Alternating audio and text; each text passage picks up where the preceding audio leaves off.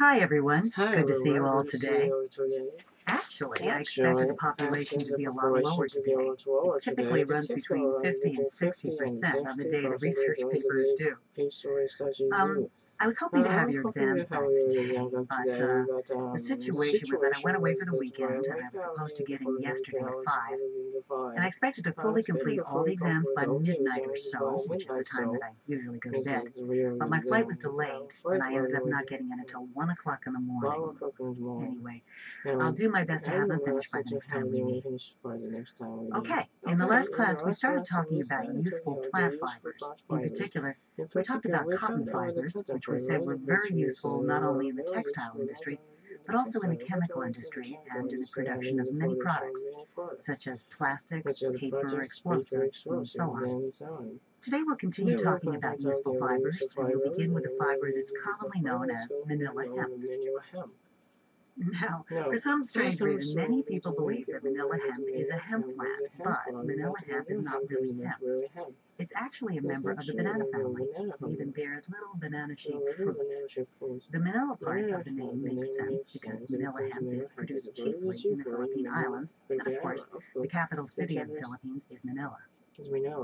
Now, as fibers go, manila hemp fibers are very long. They can easily be several feet in length, and they're also very strong, very flexible. They have one more characteristic that's very important, and that is that they are exceptionally resistant to salt water.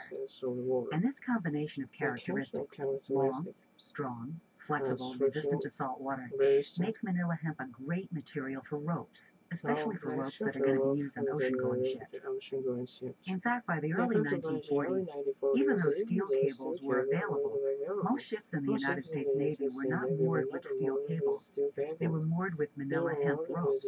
Now, why was that? Well, the main reason was that steel cables degrade very, very quickly in contact with salt water. If you've ever been to San Francisco, you know that the Golden Gate Bridge is red. And it's red because of the zinc paint that goes on those stainless steel cables.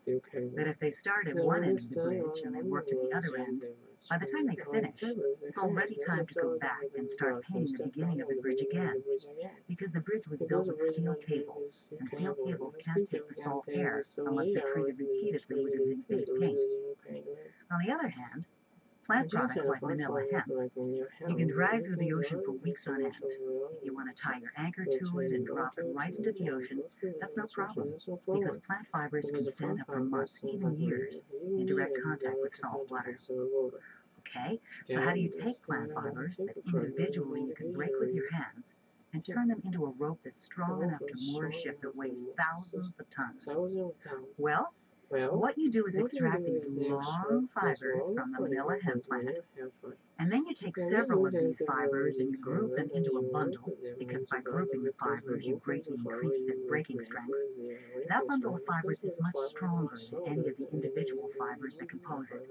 And then you take that bundle of fibers and you twist it a little bit, because by twisting it, you increase its breaking strength even more. And then you take several of these little bundles and you group and twist them into bigger bundles, which you then group and twist into even bigger bundles, and so on, until eventually you end up with a very, very strong rope.